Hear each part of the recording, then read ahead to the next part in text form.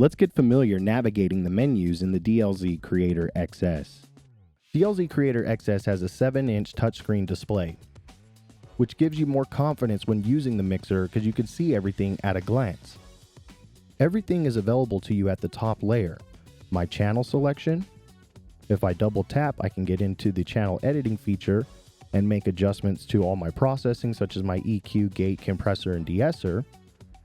I can also get to my effects tab. Here I can load in individual presets or make adjustments on the fly. And the same goes for your reverb effect. You have your media tab where you can load in files from a USB thumb drive or your SD card. This is where your recordings will be stored. You can also save snapshots in the mixer, which will allow for quick and easy recall. You have access to your sample pads. You have multiple banks that you can store your own files.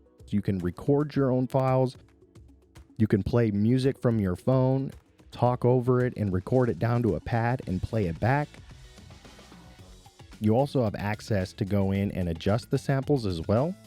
So you can add effects on the samples, choose if you want the sample to loop or not. You can edit the start time, the end time, fade it in, fade it out, and control the trim level. That way your samples are all at a similar level. In the settings menu under system, you can go in and adjust your control modes. Here you can adjust the screen brightness. Under the Bluetooth and disk tab, you can enable the Bluetooth so you can pair your device. With the SD card or USB drive plugged in, this is where you can format the drive. That way you can record and play back from the drive. You have your recording and routing tab. Here you can choose to record either a stereo file or the multi-track plus stereo. In your DAW, this will show up as 14 channels. You can choose the disk destination, whether an SD card or the USB thumb drive. You can bypass the processing.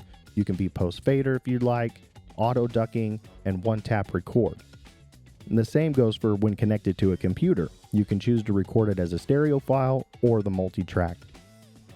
Another great feature that Mackie has implemented is the NDI output mode.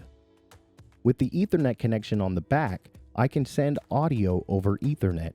I could plug my DLZ Creator into my wireless router, and I can send audio to anywhere in the world that has internet. So now I can collaborate with anybody that has an internet connection anywhere in the world. Here in the About tab, you can do a factory reset on the mixer. You can also retake the tour that you get at the beginning. And this is going to give you a complete walkthrough.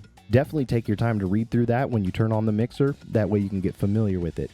If you'd like to find out more about the Mackie DLZ Creator XS, head on over to Mackie.com.